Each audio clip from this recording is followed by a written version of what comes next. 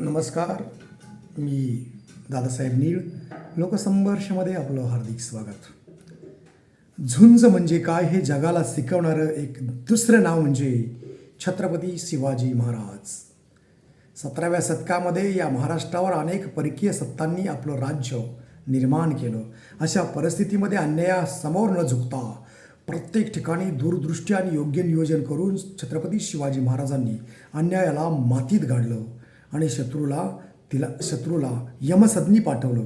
याचं योग्य कारण म्हणजे छत्रपती शिवाजी महाराज हे कधीच डगमगले नाहीत, झुंजत राहिले कायमस्वरूपी.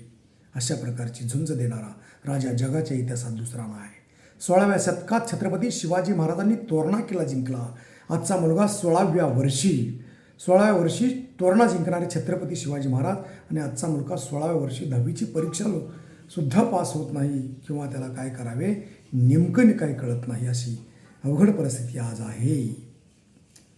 परंतु छत्रपती शिवाजी महाराजांनी मात्र प्रत्येक दिवस हा नियोजनबद्ध आणि जिद्दीने आणि दूरदृष्टीने परकीय आक्रमण थोपवून लावली.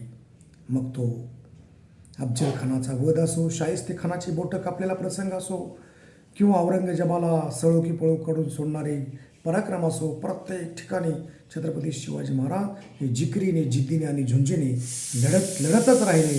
आणि अशा या राजांचा आदर्श डोळ्यासमोर ठेवून आज जर प्रत्येक तरुण उभा राहिला तर निश्चितपणे त्याच्याही जीवनामध्ये यश प्राप्त झाल्याशिवाय राहणार नाही.